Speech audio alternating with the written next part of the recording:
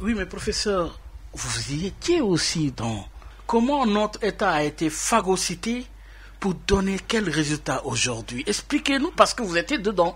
J'étais absolument bien dedans. Oui. Mais être dedans, ça ne veut pas dire... Oui, non, oui, c'est vrai que vous n'aviez pas les décisions à prendre, mais... Ouais, oui. Mais on dénonçait, on disait ce qui ne marchait pas, on le disait.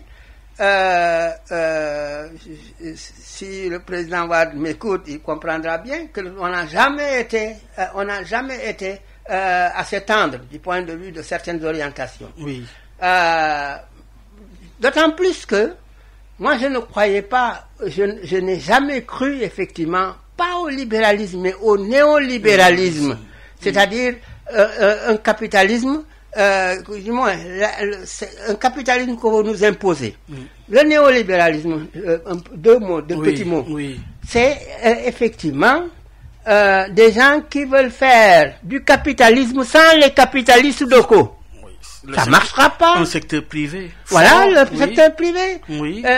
J'en parlais parfois, mais quelqu'un, le président de la Confédération nationale du patronat, il était désespéré. Quand j'ai fait mon exposé sur le secteur privé, il était complètement sourd. Mansour Kama, il était désespéré. Paix à son âme. Paix à son âme. Il disait, mais Moustapha, mais tu as 1000 fois raison, mais tu l'as 1000 fois dit. Mais tant qu'on ne réglera pas cette question de créer un binôme entre le secteur privé et l'État, nous ne nous en sortirons pas. Et il avait raison. Oui. C'est d'ailleurs la conclusion que j'avais, moi, à laquelle je suis parvenu. Je disais que tous les pays qui ont réglé le problème de développement l'ont fait avec précisément leur secteur privé, accompagné d'un patriotisme économique. C'est-à-dire, nous préférons nous-mêmes à effectivement chaque fois un recours à l'extérieur. Quand on a besoin de l'argent, on regarde à l'extérieur. Quand on a besoin d'entreprise, on regarde à l'extérieur, etc., etc. Ça ne permettra pas effectivement à notre économie de pouvoir maîtriser les rouages les plus importants. Alors, ça c'est donc l'une des plaies du néolibéralisme. La deuxième plaie du néolibéralisme, c'est qu'ils sont autistes. Ils n'entendent rien. Ils ne voient rien, ils n'entendent rien. De toute manière, ils ont mis une sorte de ce que j'appelle la pensée unique. The same size for all. C'est-à-dire une pointure, mais pour tout le monde. Et malheureusement, ce sont les libéraux qui aujourd'hui contrôlent les institutions financières internationales, donc qui nous imposent précisément leur vision. Moi, j'ai vu le président, le président Macky Sall. C'est pour Mounet, il a raison. Pourquoi on nous fixe précisément nous n'avons pas encore atteint tant % d'endettement, donc nous avons on lui dit non, c'est pas ça le problème.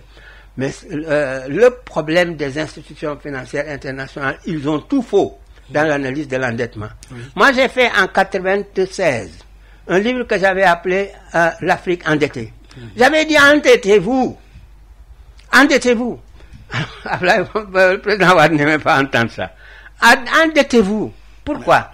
Parce que vous n'avez pas... Parce que vous avez la possibilité et la capacité surtout, justement, de rembourser. Le problème, c'est qu'en s'endettant, il faut les mettre sur de bons projets, capables de générer les remboursements aujourd'hui et demain. Professeur, arrêtons-nous sur ce cas précis et interrogeons-nous également sur ce que nous avons comme investissement. Quand vous faites un petit calcul avec tout ce que cela donne comme addition, vous avez un stade, vous avez également l'arène nationale, c'est des milliards, vous avez un peu partout, finalement, une somme de plus de 2000 milliards. Pour en arriver là, il y a un problème dans le choix des priorités. Exactement. Est-ce que c'est le cas? Vous savez, moi, je suis pas contre le sport. J'ai été pendant 15 ans président du Dakar Université Club. Les étudiants le Duc, oui. Mes petites épargnes, d'ailleurs, je les ai laissées là. parce que tous les jours, il fallait prendre les gens en charge. C'est des charges, hein, oui. Bon.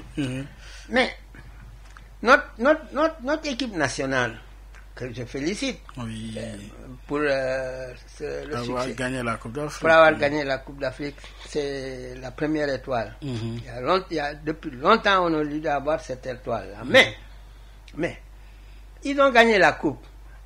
C'est pas en évoluant dans un stade comme celui qu'il y a à Diamniadio.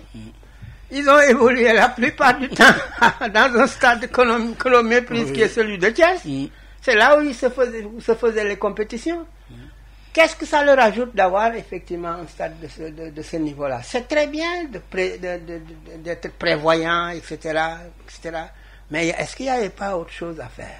Probablement. Il y a énormément de choses. C'est-à-dire aussi, des fois, nous n'interrogeons pas beaucoup nos priorités. Il faut interroger nos priorités.